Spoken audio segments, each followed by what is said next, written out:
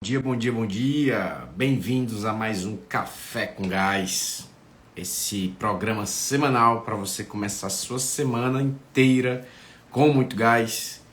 Eu sou Vitor Macambira, sou sócio da Gas Company e hoje vamos falar um pouco sobre como você vai configurar a sua equipe de maneira produtiva, tá? Então, bem-vindos a quem está chegando aqui, bem-vindos minha amiga Simone, Bruna, Dani Monkey, Rê Albuquerque, Cris Costa, bem-vindos, pessoal.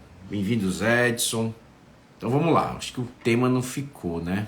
Deixa eu colocar aqui o tema. Tá aqui. Tá, bom dia, Catu. Turma, vamos lá. Vou explicar para vocês como é que vai funcionar essa nova temporada da gente, né? De conhecimento que a gente está gerando para o mercado. E tem algo muito importante, interessante nessa nova temporada, tá? Então vamos lá, já avisar para vocês que estão aqui comigo. Serão sempre 3 dias de conteúdo, segunda, terça e quarta, certo? E a gente vai ter 3 momentos diferentes em 3 ambientes diferentes para espalhar o conteúdo. O primeiro dia é hoje, toda segunda-feira às 6h59 da manhã vai ter o Café com Gás semanal, em que a gente vai trazer um tema, mas trazendo a parte mental, o motivo de existir, a ideia, tá? Na terça-feira, no YouTube, às 8 da manhã, a gente vai ter uma aula prática sobre o tema. Então, a gente geralmente compartilha uma ferramenta explicando mais sobre o tema. E na quarta-feira, no dia seguinte, a gente tem dentro da Gas Club um bate-papo com um especialista para tirar dúvidas sobre o tema, tá? Então, o tema dessa... Ficou entendido, né? O tema dessa semana é como a gente organiza a nossa equipe de maneira estrutural para que ela seja produtiva, né? Para que ela dê frutos. Então, hoje eu vou falar a parte mais da ideia. Amanhã eu vou compartilhar uma ferramenta, eu vou falar sobre organograma. Então, no YouTube vocês vão ver eu compartilhando lá uma ferramenta. E na quarta-feira vai ter um bate-papo com a Mariana, que é a nossa sócia especialista em gestão de pessoas dentro da Gás, tá? Então, se você ainda não se cadastrou gratuitamente no Gas Club, na quarta-feira você só vai poder interagir com o especialista, ou seja, tirar dúvidas, né? Trazer ali questionamentos, ser ouvido e visto, se você estiver dentro da Gas Club, tá? Então, depois que acabar aqui essa live, clica no link da nossa bio para que você possa fazer lá o cadastro, tá? Outra coisa que eu quero deixar claro aqui, a ideia é que sejam bate-papos rápidos, né? A nossa rotina é muito corrida, então a ideia é que a gente gaste em média 30 minutos sempre em cada uma dessas aulas, ok? Bem-vindos aí, quem mais está chegando? Meu amigo Amauri, Vinícius, Camille, Conexão Saúde Alimenta, Felipe Destre, bem-vindo, turma. Então, não sei se dá para ver aí o tema, mas eu vou colocar também aqui nos comentários. Como organizar sua equipe de maneira produtiva. Turma, ficou claro aí a ideia do nosso formato de conteúdo, né? Acham legal essa maneira em 3 dias e sempre a gente alternando ali a forma de fazer? Ótimo, tá? Espero que vocês tenham curtido. Bom dia, Meta Consultoria. Então, turma, por que a gente vai falar hoje de como organizar a nossa equipe de maneira produtiva? Porque no Café com Gás da semana passada, a gente destrinchou quais são os problemas clássicos dentro da gestão de um restaurante. E um dos problemas clássicos é a gestão de pessoas, né? Então, sei lá, acho que 9 em cada 10 restaurantes ou 10 em cada 10 restaurantes reclamam, né? Uma das dores latentes ali de um diretor de um restaurante é a gestão de pessoas. E muitas vezes o problema da gestão de pessoas começa com uma configuração errada de equipe. As pessoas estão nos lugares errados, ou então o fluxo da autoridade, da hierarquia não funciona. Então, para isso, eu decidi que hoje a gente vai falar sobre quais são os motivos, né, da gente... o que a gente pode fazer no campo das ideias para organizar uma equipe de maneira produtiva, tá? Então, um restaurante, como é que geralmente funciona? Né? Como a distribuição da equipe é como se fosse a escalação de um time de futebol. Né? Você tem ali o atacante, tem os volantes, tem o zagueiro, tem o goleiro, tem o meio de campo, tem o lateral.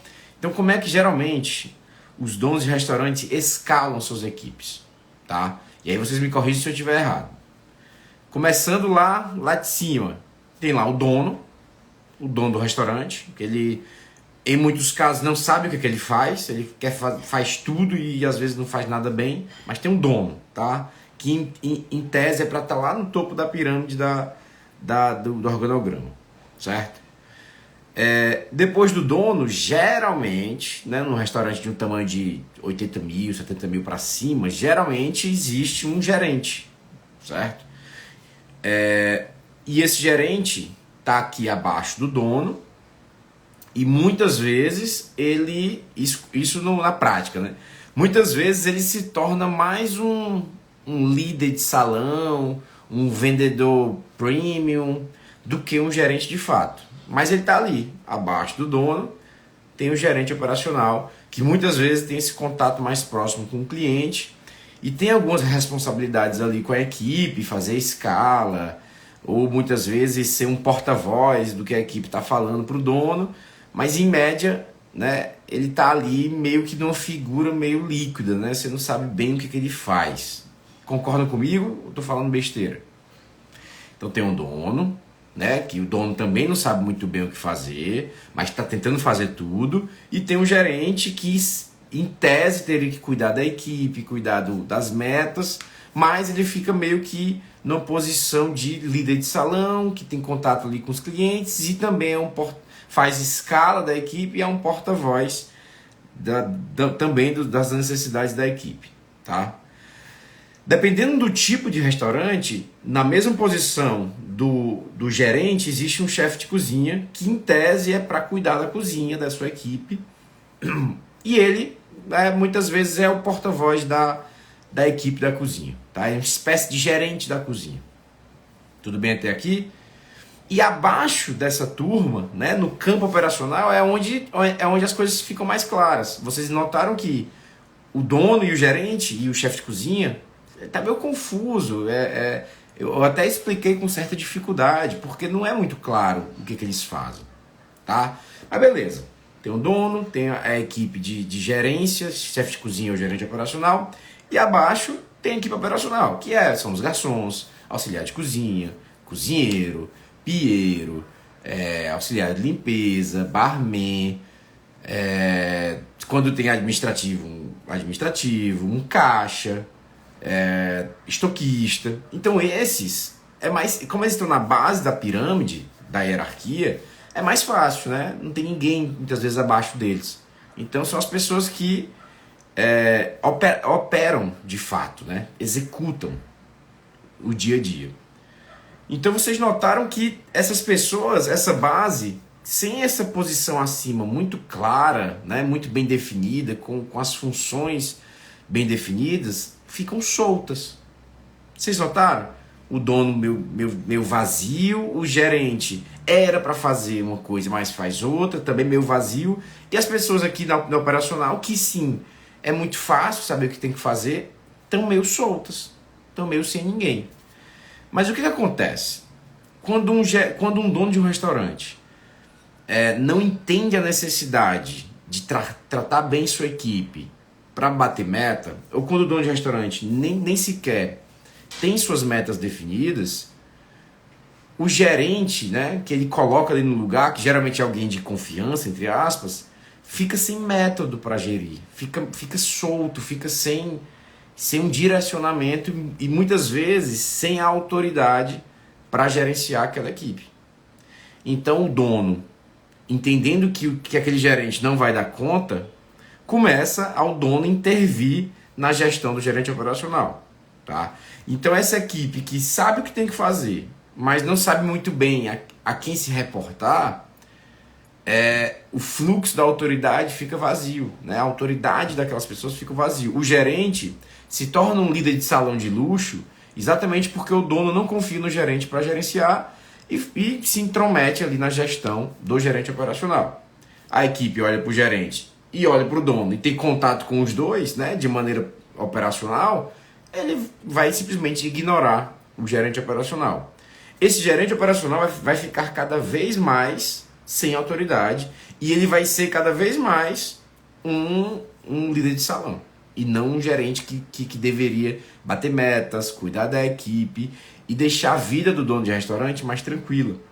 E o que acontece com a vida do dono de restaurante? Nossa, o dono de restaurante ele precisa fazer o financeiro, precisa olhar para a estratégia do negócio, precisa pensar em inovação, precisa cuidar do caixa, precisa disso tudo.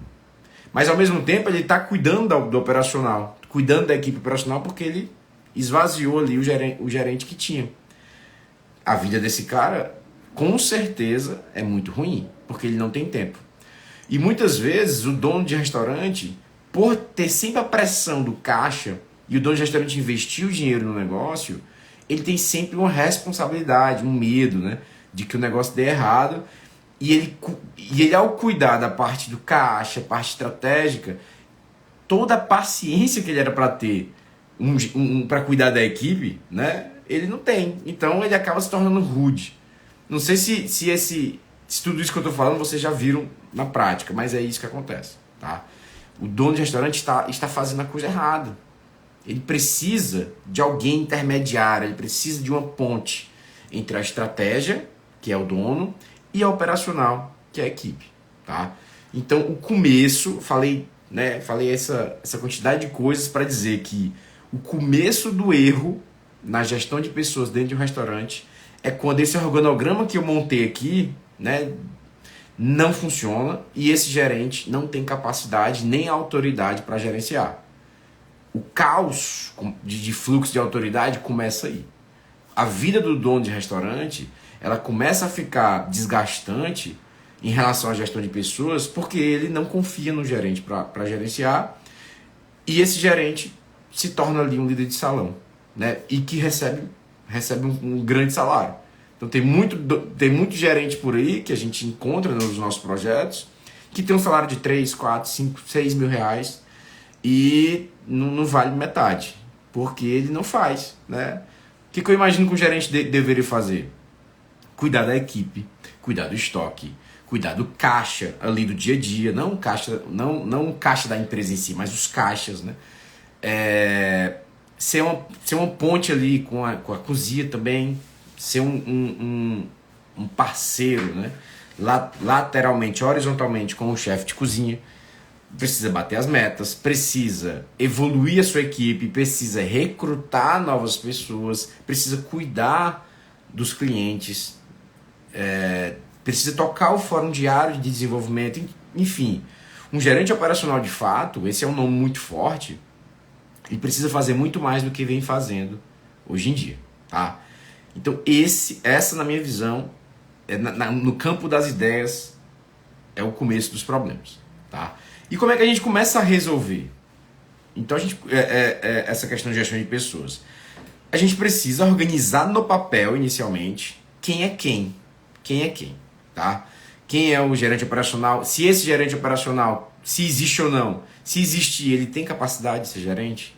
Ele realmente deveria ser um gerente operacional? Ou ele é um cara que era um bom garçom e eu não? Ele é um bom garçom, eu vou subir ele para gerente. Quando você sobe um bom garçom para gerente, você muitas vezes está perdendo um bom garçom e está criando um gerente ruim. Eu queria que todo mundo entendesse a importância de um gerente operacional para um restaurante. É ele quem vai deixar a vida do dono do restaurante um pouco mais tranquila e é ele quem vai ter a capacidade de fazer com que o negócio bata metas e evolua com a sua equipe. Então é um cargo muito importante. Primeiro passo, você precisa olhar para o seu gerente e entender se esse gerente tem capacidade de gerenciar uma operação. Muitas vezes um restaurante fatura 200, 150, 100 mil reais, 300 mil reais e tem um gerente que não tem a menor capacidade de gerenciar essa operação. Não tem a menor experiência para lidar com planilhas, para lidar com números. E você, enfim, está confiando a sua operação, entre aspas, confiando a uma pessoa que não tem capacidade de gerenciar. E é por esse motivo, de você mesmo entender que ele não tem capacidade, que você não deixa que ele gerencie, você se intromete. Tá? Primeiro passo, você precisa criar essa ponte entre a diretoria e a operação. que é o gerente operacional. Colocar ali nessa função pessoas que realmente tenham capacidade, tá? Um bom gerente, ele precisa verificar muito o trabalho da sua equipe e precisa bater metas com a sua equipe, tá? Então, com esse motivo, com essa configuração, um bom gerente, ele pode ganhar um salário fixo um pouco mais baixo e ter um salário variável atrelado a metas que a sua equipe vai bater com ele. Então, muitas vezes, eu já peguei casos que um gerente ganha 5 mil reais, sem um menor esforço para bater meta. Simplesmente 5 mil todo mês, 4 mil todo mês. Então, uma das mudanças que a gente faz é, quando a gente coloca um novo gerente, é botar um salário fixo mais baixo. Por exemplo, se ele ganha 5 mil reais, ele vai ganhar 2,5, por exemplo, de salário fixo. E os outros 2,5 para chegar até 5 mil estão atrelados a metas. Metas racionais, quantitativas, como CMV, faturamento, ticket médio. E metas qualitativas, como satisfação do cliente, a própria qualidade da equipe. Tá? Então, quando você coloca esse gerente que já tem mais capacidade de gerenciar, você fez uma troca, estou dando um exemplo, e você atrela grande parte do salário dele a um variável, e esse variável atrelado ao desempenho, você tem uma pessoa junto com você, porque o dono tem o dono tem já esse objetivo, né? De fazer o melhor pelo negócio. Mas quando você tem um gerente, sendo um seu parceiro, também com grande parte dos seus ganhos atrelado ao desempenho do negócio, você ganhou um grande aliado. Tá? Então, esse é um dos hacks, né? Uma das dicas importantes. Fazer com que o gerente operacional esteja também ligado ao desempenho do negócio. Os ganhos dele estejam ligados a um bom desempenho. Se o negócio não tiver tido um bom desempenho, ele também vai ganhar um pouco menos. Tá? E esse é o jogo. Qual é um erro comum em relação a gerentes operacionais? Tem muito dono de restaurante que entrega um percentual de faturamento. Não sei se alguém aqui já fez isso.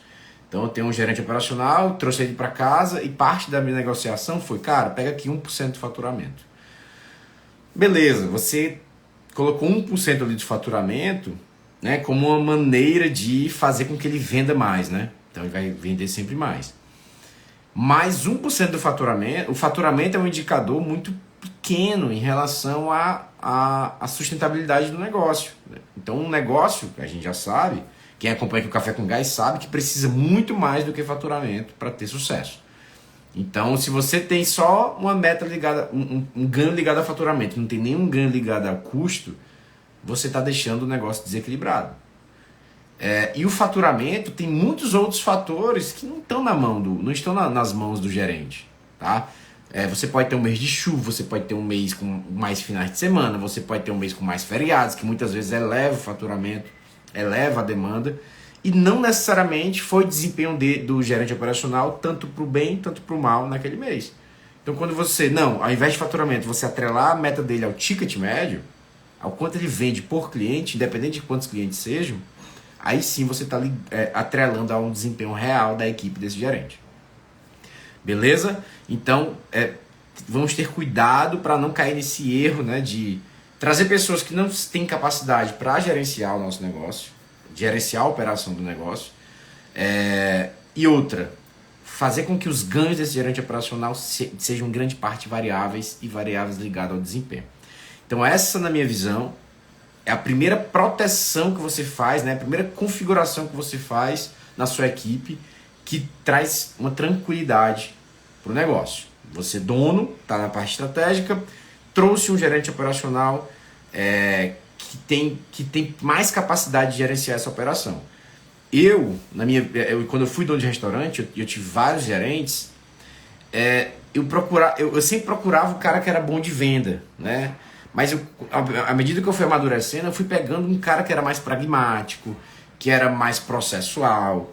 Então, um gerente operacional, na minha visão, ele não precisa ser necessariamente um bom vendedor. Se ele for, melhor ainda. Mas para mim ele tem que ser mais um cara que consegue organizar os processos, pelo menos ter mais disciplina de verificação de processo. Então pode ser até uma outra categoria de pessoas, tá? Não necessariamente precisa ser aquele gerente de carreira de restaurantes que o cara já tem 15 anos, 20 anos na área gastronômica, ou então tem uma larga experiência com isso, porque isso não é garantia de que ele vai cuidar do estoque. Isso não é garantia de que ele vai cuidar dos processos, que ele vai ter essa disciplina de verificar a equipe constantemente. Então, eu prefiro até gerentes operacionais que venham até de outras áreas. Porque eu quero mais cuidar da parte de estoque, da parte do caixa, do dia a dia, da disciplina das reuniões, da disciplina dos processos, do que vender. Porque quando a gente tem um gerente operacional com essa característica, você pode ter dentro da equipe de vendas um líder de salão.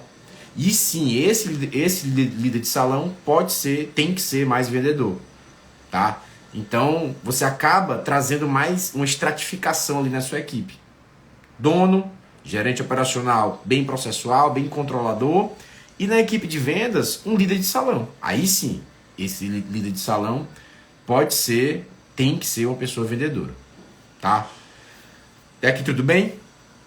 Na cozinha, a mesmíssima coisa. Se eu tenho uma cozinha que tem uma certa complexidade, eu já vou precisar de um chefe de cozinha ou um líder de cozinha. E esse líder de cozinha é um paralelo bem parecido com o gerente operacional. Ele precisa bater as metas da cozinha, os ganhos deles devem ser também ligados a desempenho, um fixo mais baixo e um valor variável em desempenho. E quais são os indicadores desse líder de cozinha? CMV, né? Ele tem que seguir as fichas técnicas, né? CMV teórico, sobretudo.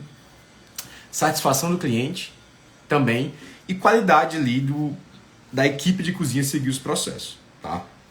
Quando você tem um restaurante, você é o dono, você tem um gerente operacional cuidando da operação como um todo, você tem um líder de salão auxiliando a vender mais e organizar a equipe de salão, e você tem um líder de cozinha cuidando da equipe da cozinha, você escalou a sua equipe, né? Distribuiu a sua equipe de maneira produtiva, tá? O dono não vai mais ter sua vida consumida, seu tempo consumido, tratando do operacional de toda essa base da equipe, junto com financeiro, marketing, inovação, né? Ele tem ali as pessoas intermediárias, a parte tática, o chefe de cozinha e o gerente operacional, para ser essa ponte e ser essa barreira, esse filtro, para que a sua vida ali seja um pouco mais tranquila. O dono de restaurante ele precisa se comunicar mais vezes de maneira ordenada com duas pessoas, gerente operacional e chefe de cozinha. E aí sim, esses dois caras vão se comunicar com toda a equipe.